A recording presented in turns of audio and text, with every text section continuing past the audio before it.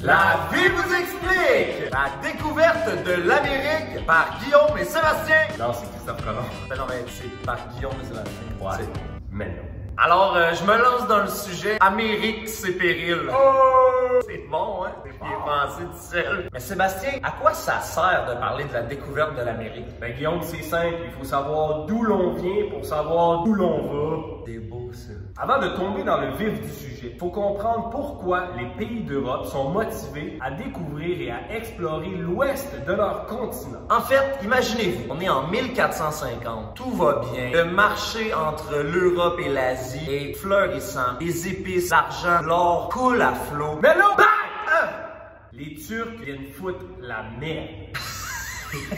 Dans le merveilleux monde du commerce transcontinental. Ils prennent sous leur contrôle la ville de Constantinople, qui est maintenant Istanbul. Faut comprendre qu'à ce temps-là, Constantinople avait 4 ports importants. Donc, par ces ports, il y a beaucoup de ressources qui passaient par là. Donc, quand les Turcs en ont pris possession, ils ont décidé de mettre des taxes extrêmement élevées que les rois des autres pays, des autres royaumes ont refusé de payer. C'est alors que les rois d'Europe décident d'explorer de nouvelles routes commerciales pour continuer à faire du commerce avec l'Asie, vendre leurs ressources et acheter des biens exotiques à l'Asie. Je suis le roi et je veux une nouvelle route!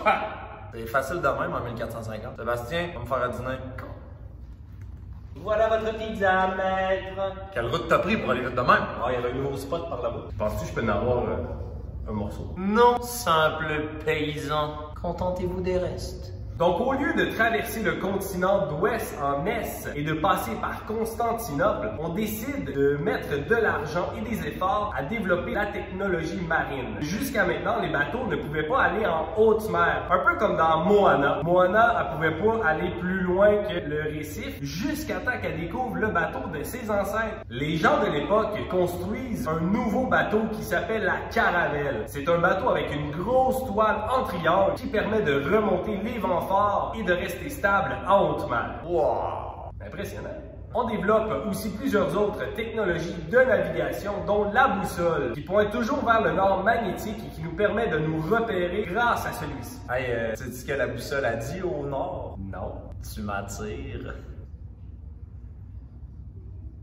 On découvre aussi l'astrolabe, qui permet de déterminer la latitude par rapport à l'équateur, et finalement le portulan qui détermine la position du navire et qui l'oriente vers la bonne direction. C'est un peu comme les GPS d'aujourd'hui, mais c'est une carte sans la petite voix qui dit où aller. Prenez la prochaine bretelle à droite pour découvrir l'Amérique. C'est pas compliqué, ça. Parmi les aventuriers qui sont partis à la conquête de l'Ouest, eh bien, on retrouve notre bon vieux chum, Christophe Colomb. Eh ouais! Ben oui! Là, dites-moi pas. Ouais, mais là, c'est les Vikings qui étaient là à Prague. Oui, oui! Mais ils n'ont pas documenté leur voyage. On vous rappelle qu'à l'école, il est toujours important de laisser des traces et de faire ces démarches. Cela vous empêchera de découvrir un nouveau pays sans que personne ne le sache. Une fois que Christophe Colomb quitte l'Europe et s'en va dans l'Ouest, eh bien, il navigue pendant des semaines. Et après des semaines et des semaines, notre big boy Chris finit par trouver une terre inconnue qu'il croit être l'Inde orientale. Il est dans le champ à ras, ce gars-là, là.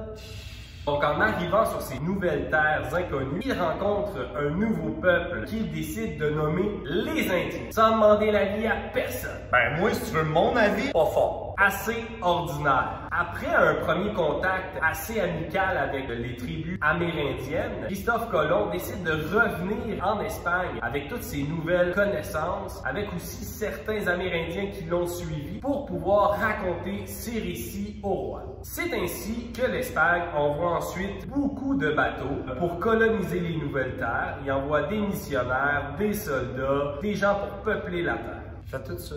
Il envoie tout ce monde-là, lui. Go! À bord des navires, il y avait même des chevaux qui seront les premiers animaux à être exportés vers un nouveau continent. Fait intéressant. Lors de la période pré-Covid, on entendait souvent les gens dire « Hey, je m'en vais à Puerto Plata, m'en vais à Puerto Plata. » Ben, Puerto Plata, c'est en fait la première place qui a été colonisée par les Européens. Autre fait intéressant, les explorateurs ont nommé le maïs blé d'Inde parce qu'ils pensaient que c'était une céréale semblable au blé. Hey Seb, hein? Qu'est-ce que se sont dit les explorateurs quand ils ont vu les Amérindiens pour la première fois? Oh, je crois qu'il y a le maïs. Hey, ça c'est drôle. Maïs!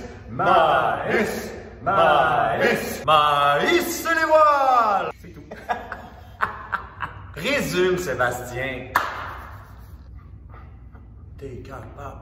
T'es capable. Donc, c'est avec la prise de Constantinople en 1453 par les Turcs que déboule l'avancée des technologies de navigation et d'exploration afin de découvrir de nouvelles voies navigables, commerciales et de nouvelles richesses. Dans les nouvelles technologies, on retrouve la caravelle qui est le bateau pouvant naviguer en haute mer, la boussole qui pointe toujours vers le nord, magnétique, le portulan définit la position du navire et où il doit s'en aller, et finalement l'astrolabe qui définit la position de la latitude. Ouais, ça fait beaucoup un peu de temps. C'est impressionnant, mais c'est pas tout! Ça se peut pas! Ah oui! Parce que les explorateurs, dont Christophe Colomb, se sont butés à une nouvelle terre inconnue, l'Amérique. Rendus là, ils font la connaissance de nouvelles tribus, de nouvelles civilisations qui seront les Amérindiens. Finalement, ils installeront de nouvelles colonies et créeront le Nouveau Monde. C'est nous autres, Ça sonne big. ça! Oh, c'est qui vous? Le peuple du Nouveau Monde! Sébastien, t'as vraiment un beau résumé. C'est une médaille, je trouve que tu l'Amérique. C'est pas compliqué quand c'est bien expliqué! Pour cette capsule, on a eu l'aide précieuse de Laurier Lebel, enseignant de géo-histoire à l'école d'Hibernie. Regardez-moi le bel homme. C'est lui qui nous a aidés, Laurier Vaucru. Bon! Ça va être C'est fini. Hey, ta pizza, penses-tu que je peux vraiment manger les croûtes? Sans plus sujet.